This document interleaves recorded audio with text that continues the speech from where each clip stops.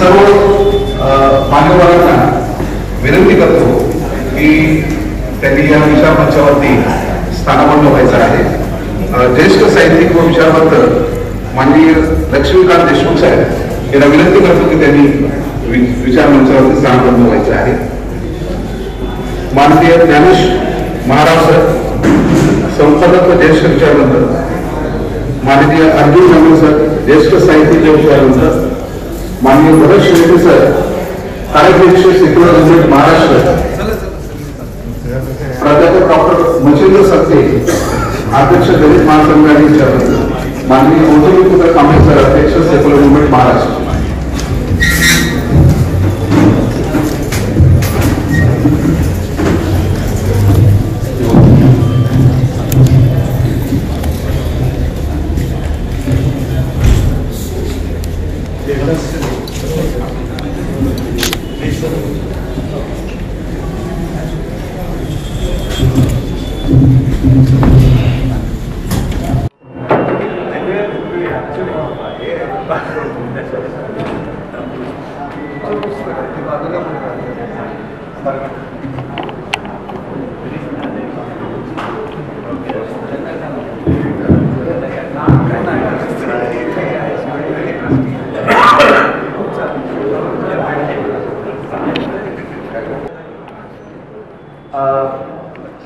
पुन्हा एकदा आपण आज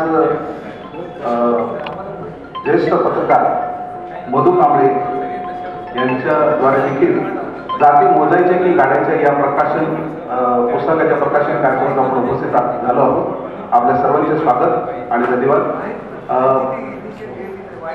सुरुवातीला स्वागत पर मनोगत व्यक्त करण्यासाठी मी पुस्तकाचे लेखक मधु कांबळे सर यांना विनंती करतो की त्यांनी आपलं मनोगत थोडं विचार मंचावरती येऊन मांडावं।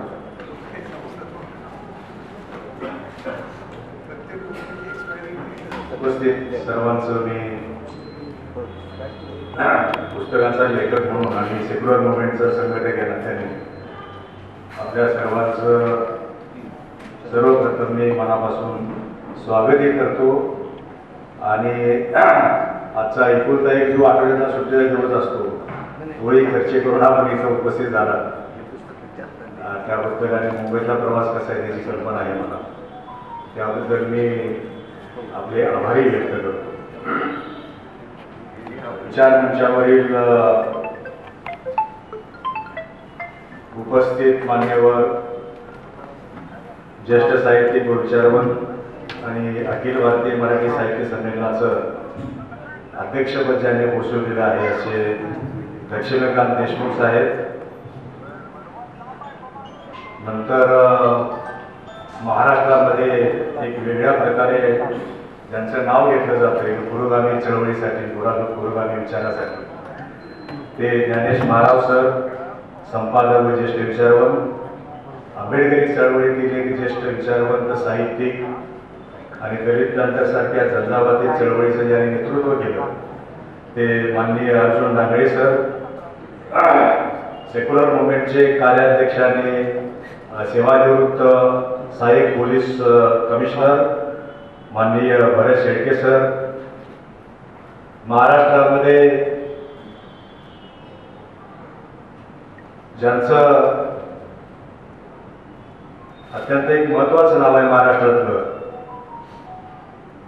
फुले आंबेडकरी अण्णाभाऊंच्या चळवळीसाठी घेतलं जातं विचारांच्या, ते दलित महासंघाचे अध्यक्ष व विचारवंत डॉक्टर मच्छिंद्र सकते सर, सेक्युलर मुवमेंटचे अध्यक्ष आणि महाराष्ट्रातले ख्यातनाम विचारवंत प्राध्यापक गौतमी पुत्र कांबळे सर या विचार मंचावर एक सर्वांचं मी या ठिकाणी स्वागत करतो।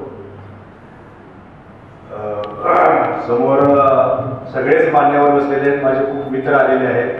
आता सगळ्यांचीच नावं घेतलं तर थोडा वेळ जाईल, त्यामुळं सगळेच माझे मित्र आलेले आहेत। चळवळीतले कार्यकर्ते आहेत, अभ्यासक आहेत, पत्रकार आहेत, संपादक आहेत, मोठमोठी पदं भूषवलेली आहेत, माझे कुटुंबीय इथं आलेले आहेत। त्या सगळ्यांचं मी स्वागत करतो।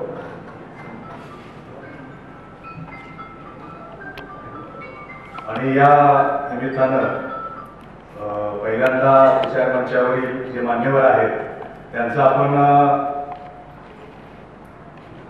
पुस्तक देऊन आपण स्वागत करणार आहोत। सर्वप्रथम प्राध्यापक गौतमीपुत्र कांबळे सर हे लक्ष्मीकांत देशमुख साहेबांचं स्वागत करतील।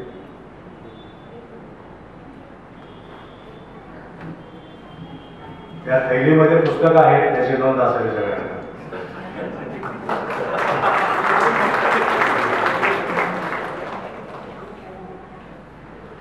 त्यानंतर ज्ञानेश महाराव सरांचं स्वागत गौतमीपुत्र कांबळे सर करतील।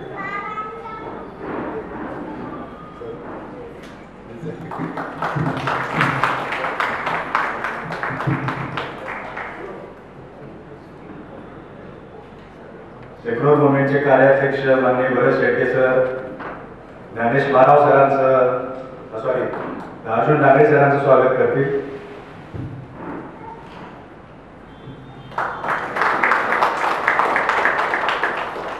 शेट्टे साहेब मच्छिंद्र शेट्टे सरांचं स्वागत करतील।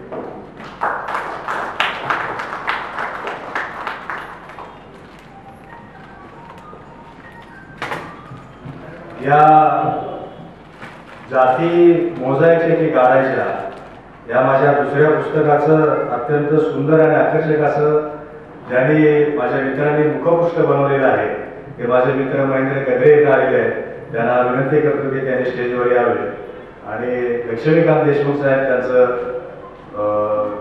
स्वागत कम सत्कार करतील।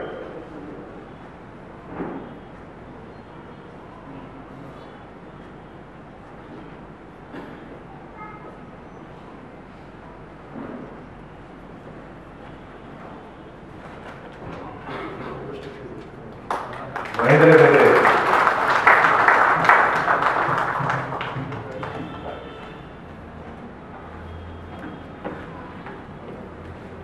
रविया पुढे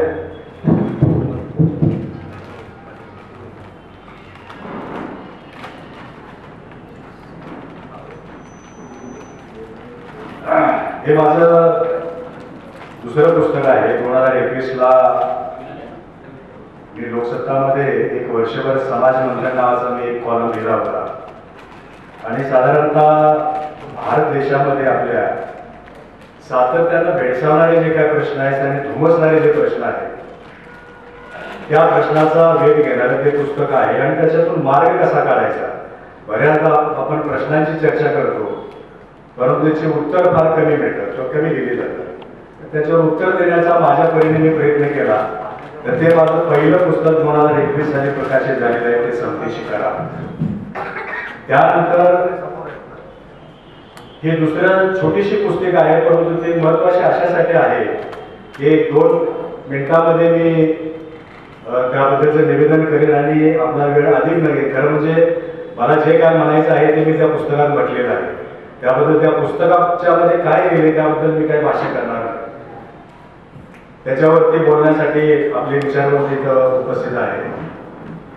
फक्त ते का पुस्तक मला लिहावं असं वाटलं 2 मिनिटांमध्ये त्याचं फक्त मी निवेदन करणार आहे। भारतामध्ये या देशामध्ये किंवा महाराष्ट्रामध्ये अलीकडच्या काळामध्ये विशेषतः अगदी थेटच बोलायचं झालं तर 2014 नंतर भारतातली राजकीय, सामाजिक, धार्मिक आणि सांस्कृतिक अशी सगळीच परिस्थिती बदलत चाललेली आहे। याच्यापूर्वी ते चांगले होते का असं मी म्हणणार नाही परंतु इतक्या टोकाला ते गेलेले नव्हते किंवा इतक्या वाईट टोकाला ते गेलेले नव्हते एवढाच तो फरक होता। आणि 2024च्या लोकसभेच्या निवडणुकीमध्ये प्रचाराच्या केंद्रस्थानी 2 मुद्दे आले। एक भारताचं संविधान आणि दुसरी विरोधी पक्षांकडून मागणी केली की जाती न्याय जनगणना झाली पाहिजे। खरं म्हणजे विरोधी पक्षानेच तो प्रचारामध्ये मुद्दा आणला केंद्रस्थानी की संविधानाचं रक्षण म्हणजे भारतीय जनता पक्ष हा प्रतिगामी विचाराचा पक्ष जर पुन्हा सत्तेवर आला तर संविधान संपवून टाकेल किंवा बदलेल त्याला अटकाव करण्यासाठी काँग्रेससह सगळे विरोधी पक्ष निवडणुकीच्या मैदानात उतरले आणि प्रचाराचा मुख्य मुद्दा तो केला आणि त्याला जोडून त्यांनी जाती न्याय जनगणनेची मागणी केली. ह्या दोन मागणीचा मला विचार करताना असं जाणवलं की ही परस्पर विरोधी मागणी हा एकच विरोधी पक्ष कसा काय करू शकतो. म्हणजे या देशातली मूलभूत आणि मूळ समस्या जी आहे ती या देशातली जाती व्यवस्था आहे. आपण सगळ्यांनी जर त्याच्यावरती बारकाईने आपण जर विचार केला किंवा त्याच्यावर चिंतन मनन केलं तर आज जेवढे बाहेर प्रश्न आपल्याला दिसत आहेत ते सगळे त्या जाती व्यवस्थेचे परिणाम म्हणून पुढे आलेले आहेत. म्हणजे तो आरक्षणाचा विषय असेल, तो राजकारणामधल्या धार्मिकतेचा विषय असेल किंवा आणखी कुठला विषय असेल, हे सगळे विषय या मूळ जाती व्यवस्थेतून येत आहेत. मग आपण एका बाजूला संविधानाचं रक्षण करण्याची भाषा करतो, दुसऱ्या बाजूला जाती न्याय जनगणनेची मागणी करतो.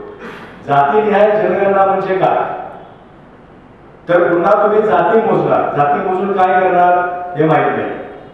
त्याची मी चर्चा करत आहे, त्या पुस्तकामध्ये माझी मी चर्चा केलेली आहे. पण या देशातील भारताचं संविधान या देशामध्ये सामाजिक समता प्रस्थापित करण्याचा आग्रह करतं किंवा ते तत्वज्ञान म्हणून त्याच्यामध्ये मांडलं गेलेलं आहे. असं असताना सामाजिक समतेसाठी कोणत्याही प्रकारचा प्रयत्न न करता उलट जी सामाजिक समता ज्या जाती व्यवस्थेने नष्ट केलेली आहे तीच व्यवस्था पुन्हा तुम्ही घट्ट करण्याचा प्रयत्न करताय, बळकट करण्याचा प्रयत्न करताय. हा सगळा विचार केल्यानंतर मला असं वाटलं की ही जाती मोजणं म्हणजे पुन्हा जाती व्यवस्था घट्ट करण्याचा प्रकार आहे.